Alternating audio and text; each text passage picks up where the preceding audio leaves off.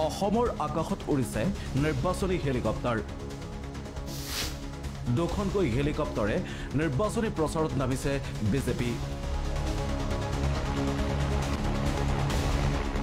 লোকসভা বা বিধানসভা নিৰ্বাচন নহয়, এইবাৰ পঞ্চায়ত নিৰ্বাচনতো অসমৰ আকাশত উৰিছে হেলিকপ্টাৰ।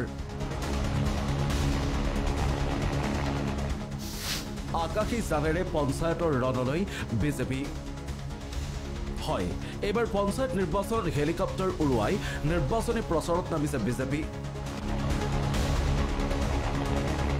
সোমবাৰৰ পৰাই বিজেপিয়ে উৰুৱাইছে এই নিৰ্বাচনী হেলিকপ্টাৰ।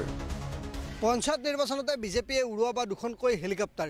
ইতিমধ্যে প্ৰথমখন হেলিকপ্টাৰ লৈ মুখ্যমন্ত্ৰী ডক্টৰ হিমন্ত বিশ্ব শৰ্মাই আৰম্ভ কৰি দিলে ৰাজনৈতিক সভা, আৰু দ্বিতীয়খন হেলিকপ্টাৰ এই ধৰণে সাজু কৰি ৰখা হৈছে খানাপাৰাত।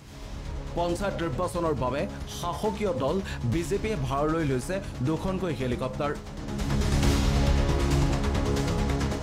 সোমবাৰে প্ৰথমখন হেলিকপ্টাৰ লৈ নিৰ্বাচনী প্ৰচাৰত নামি পৰে মুখ্যমন্ত্ৰী ডক্টৰ হিমন্ত বিশ্ব শৰ্মা।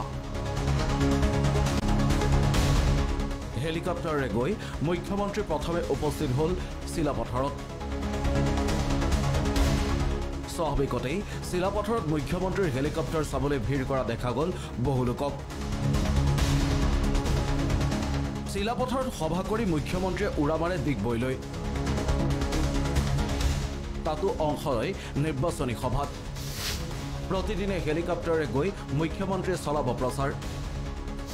দিনে কমেও দুখন নিৰ্বাচনী সভাত অংশ ল'ব মুখ্যমন্ত্ৰীয়ে। ৰাজ্যৰ ভিন্ন প্ৰান্তত মুখ্যমন্ত্ৰীয়ে কৰিব কমেও ২৭খন সভা। এখন হেলিকপ্টাৰ লৈ মুখ্যমন্ত্ৰীয়ে অসম ঘূৰাৰ সমান্তৰালকৈ আনখনেৰে গৈ প্ৰচাৰ চলাব ৰাজ্যিক বিজেপিৰ সভাপতি দিলীপ শইকীয়াই।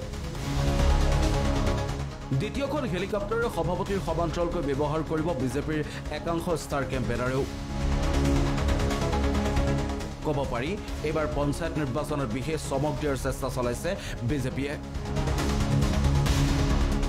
যিকোনো প্ৰকাৰে পঞ্চায়ত দখলৰ বাবে উঠি পৰি লাগিছে শাসক দলটো, কিয়নো এই নিৰ্বাচনক লৈ আত্মবিশ্বাসী হ'ব পৰা নাই বিজেপি। বিভিন্ন ঠাইত বিৰোধীৰ প্ৰাৰ্থীক প্ৰলোভন ভয় ভাবুকি প্ৰদানৰ অভিযোগে প্ৰতিপন্ন কৰিছে এই কথা। সেয়ে দিন ৰাতি একাকাৰ কৰি নিৰ্বাচনী প্ৰচাৰত নামি পৰিছে মন্ত্ৰী বিধায়ক তথা দলীয় নেতৃত্ব।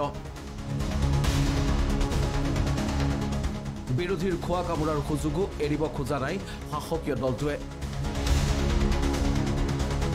ব্যুৰ ৰিপৰ্ট, প্ৰথম খবৰ।